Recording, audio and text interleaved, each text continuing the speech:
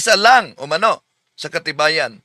Dahil sabi ng Diyos, ikaw tao, hindi Diyos. At sabi naman umano ng ating Panginoon Jesucristo, ako'y tao. Kaya, yun ang katibayan, isa sa katibayan na ang ating Panginoon Jesucristo ay hindi Diyos. Tama ba? Mali.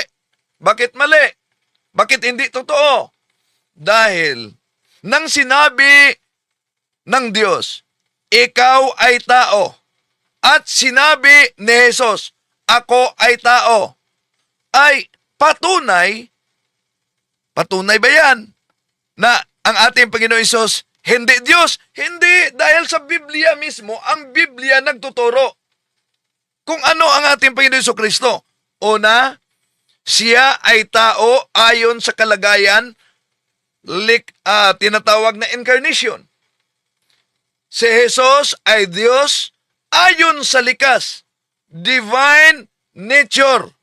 At nauna natin niyang sinagot, mga kapatid, para maunawaan din ninyo, pwede ninyong bisitahin ang iba pa mga video na tinatalakay natin. So, parehong totoo, hindi salungat.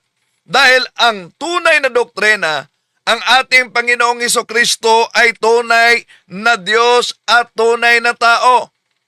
So, totoo na sinabi ng ating Panginoong Hesukristo sa Juan 8:40, ako ay tao. Tama yan. Di tutulan simbahang Katoliko niyan.